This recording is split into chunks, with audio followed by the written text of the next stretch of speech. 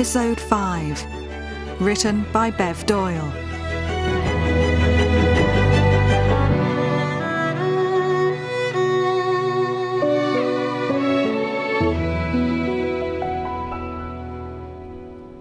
It looks good on paper. Don't start with the buts. We can't afford buts. Evie's made that crystal clear. I'm only thinking of you. You're the one going out with the sandwich truck. You make it sound like I signed up to be a galley slave. We still need to keep up with all the cuts, and if we do start with all the spa stuff, the skin treatments, the nails, and then there'll be all that to deal with too. Aren't we biting off more than we can chew? We already have.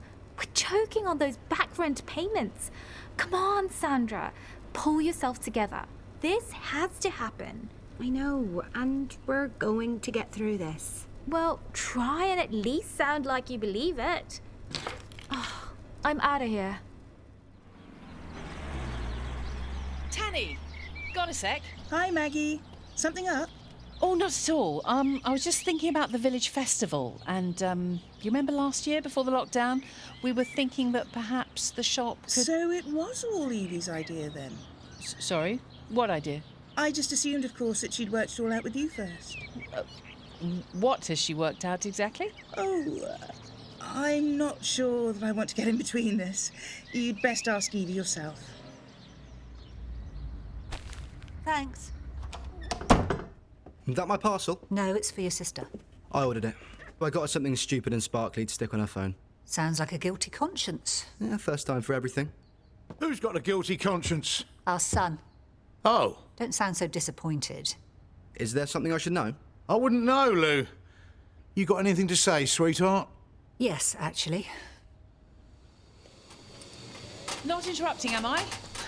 Stupid question, really, isn't it? You're far too polite to say if I were. Don't count on it.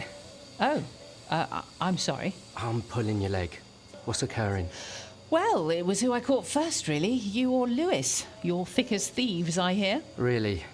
So I wondered if I could get the two of you to team up on a stall for the festival. Wet sponges. Or if you have any better ideas of your own. The messier the better, I'm guessing.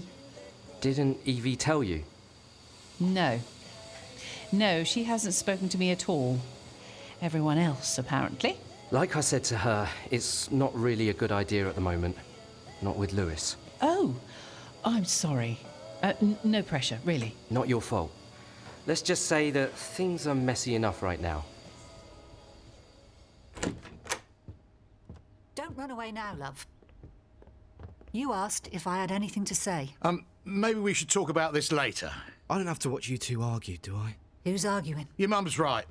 How about we just all get on with what we've got to do, eh? Got to open up in a minute. I think there's time, darling. But not just right now, eh? Can't think of a better time to say how proud I am that our son thinks about his sister and about the consequences of his actions. Yeah, absolutely. We're both dead proud of you, son. Yeah, not just my actions, though, is it?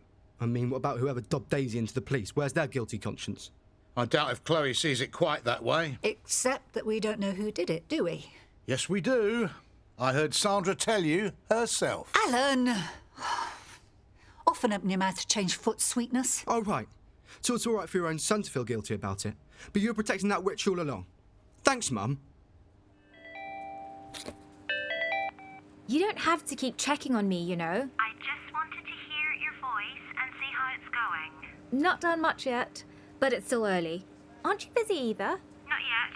I've got Daisy coming in for a colour any minute, but other than that, it's a bit dead. I think I might be too. What? Another coffee truck has just pulled up. I may be in a spot of trouble here. It's a free country. You hold your own love. Oh, got to go. That's Daisy now. Oi, you! That's my patch! Problem? Nothing Chloe can't handle, I'm sure. Now, how about you? Your mum said you could have anything you want. Oh, they're all at it. Even my brother got me a peace offering. Look. That's, nice. Yeah, I know. It's the guilty conscience that counts. It's coming off the phone first thing tomorrow. He won't notice then. Don't know what my mum's feeling guilty about. Splashing out on this makeover. They all know how upset you are. They think they do. It's more than upset. Well, come on now. I mean, it's not like it was a full licence. It's a death sentence. This could add another year on until I get some independence. And even then, I'll need to win the lottery to pay for the insurance with this on my record. Let's get you shampooed and you can be thinking of colours, eh? Here, made you a coffee. You look like you need to sit down and calm down for a while. Thanks. Tell you what would really settle me down. Slashing that witch's tyres. That's the very opposite of calming down. She was lucky you intervened when you did. She's probably telling her Logan exactly that. You sound like you're on her side. It's not a question of sides. She's had this patch for ages. You can't expect anyone to let you wheel up and not give you a tap on the shoulder. That still doesn't mean she owns it. I'm afraid it sort of does, Hen. There's loads of people round here that just want to get their lunches as quickly and easily as they can. She knows what they want and the quickest way to get it to them. She's earned that over years. That's what you're up against. You really want to make life this difficult for yourself? Logan, you really think that I want to be scrapping at a drafty industrial estate? With someone that probably is a heck of a lot better at this game than me? I want everything to just sod off and go do one. I think that shade is really going to suit you, Daisy. I'm still waiting for that coffee. Be right there. Now we leave that to take. You need anything? Hello? I think his need is greater. It's all over the place today. Coming. I'm sorry, but I just wanted the coffee and the sandwich before I hit town. I don't want to be late. I'm really sorry. We're just trying out a few new things at the moment. When we get in the groove. Oh, God. I'd forgotten about the oven. I thought I'd try baking our own bread and pastries. The village could do with a proper bakery, don't you think? I think I want my coffee before you do anything. Oh, yes, of course. There you go. One. Oh, no! What are you doing? I'm so sorry. Really, are you okay? By half an inch at most. I'm sorry. Yes, you said. I'll get you another. Don't bother. I don't think that my nerves could stand it. Just think yourself lucky that I'm too pushed for time to leave a review.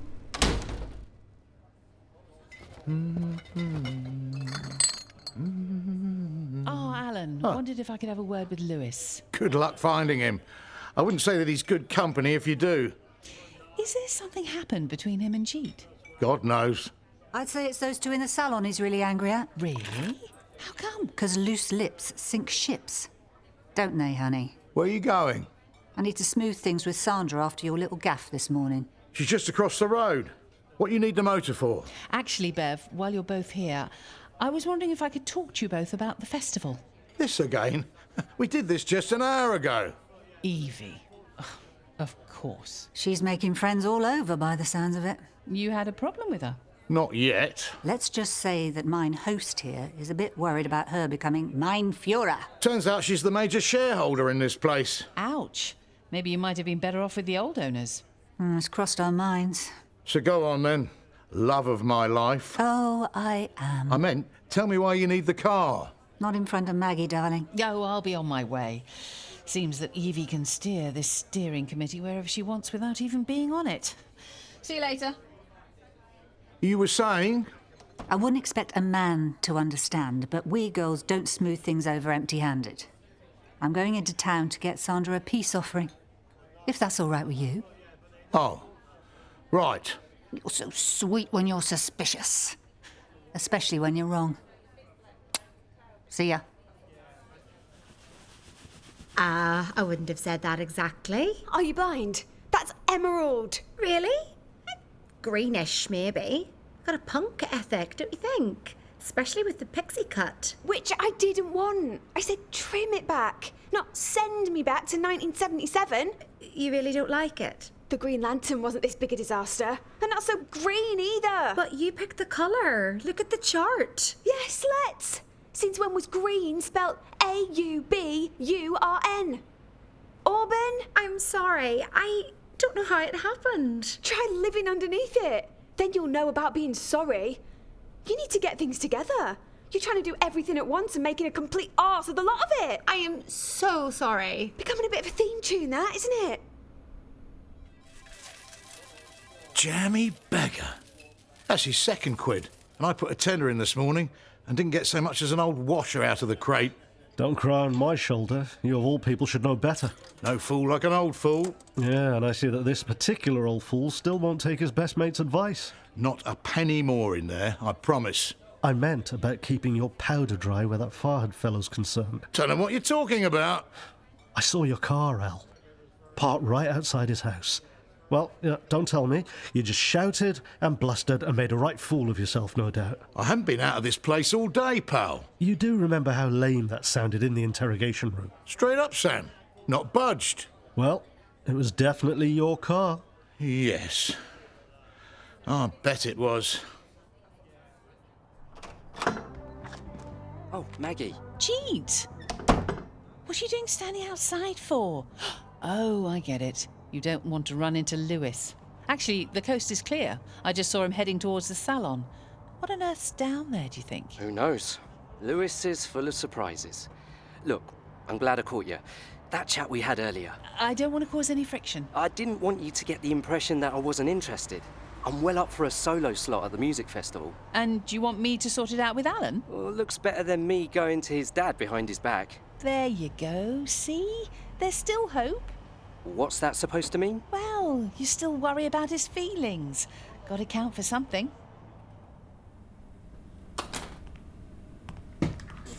Sneaking in the back door. Very tacky. I'm not sneaking anywhere. I can come in my back door any time I like. And shouldn't you be looking after the bar, not hiding like an assassin? Don't try and make me the guilty one here. Well, you sound like someone should be, and I know I'm not. Gone to town, my eye. Oh, right. Guilty of lying. Yeah, you've got me there. I know that you were at his place. Didn't I just say that I was lying? And Farhad has a name, you know. You're bloody shameless. You can't be ashamed of a white lie, or whatever they call a good type of lie these days. What's supposed to be all right about seeing another man? When you're seeing him to pick up a present that's supposed to be a nice surprise for your husband. Fat chance of that now. Huh, you're making it up. Come and see for yourself. It's on the back seat of the car. I was going to get Lewis to help me in with it, but you'll have to do now. Where the hell have you been? Oh, hospital. Actually, 3 of them. Oh my God, are you... There's nothing wrong with me. Just with my stupid ideas. Do you need anything? A brain.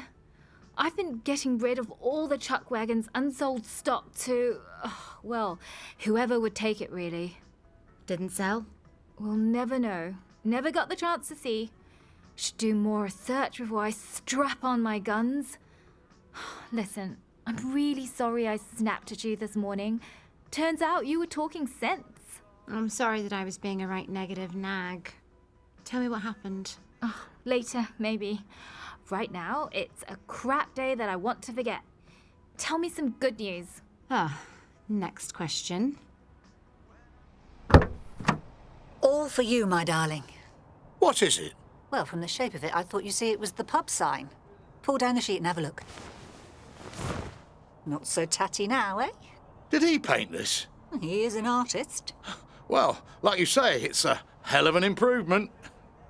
You don't like it? I do, but the fox is a bit red, isn't it? What, you mean like foxes are? I just mean very bright, like the green of the dragon.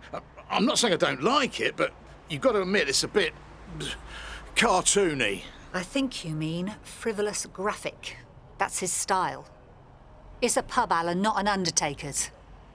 Honestly, that's the last time I try and give you a nice surprise. This going to help? Of course not. Miracles don't kick in till at least half a bottle. Is that what we need? Nope. We don't need anything. I don't think Evie would totally agree with that statement. She'd say that we need 10 months back rent before we even get to our knees. Oh, the business? Well, hell yeah. That needs a miracle big time, but we got something much better, haven't we? Which is? Each other. Mm-hmm. I'll drink to that. To us. How was the salon window? Hey! Who is it? They're long gone. I couldn't see. Oh, Chloe, the window's in bits. The scumbag. Who the hell would do that? Someone who doesn't like the fact that there is an us.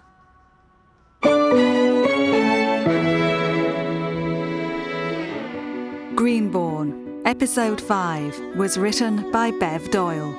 Alan Godwin was John Altman. Beverly Godwin was Corrinne Wicks. Sam Sharma, Pal Aaron. Evie Lejeune, Louise Jameson. Farhad Madani, Raad Rawi. Sandra Davis, Neve McGrady. Chloe Chan, Rebecca Yo. Maggie Roberts, Laura Shavin. Tanny Jefferson, Amy Roxon. Jeet Sharma, Shash Hira. Daisy Godwin, Lucy Fish. Logan Coburn, Joshua Manning. Chloe's coffee rival was Catherine Sewell, and the radio presenter was Caroline Faraday. Other roles were played by members of the cast. Greenborne was devised by Colin Brake, based on an original idea by Colin Brake and Andrew Mark Sewell. Greenborne FM station sound by DivaWeb. Original music, Tim Arnold. Sound design and post-production, Kirsty Gilmore. The studio manager was Wilfredo Acosta. Series producer was Helen Quigley, and the director, Andrew Mark Sewell. Greenborne is a B7 Media production made with the support of the Audio Content Fund. Visit Greenborne online at greenborne.co.uk.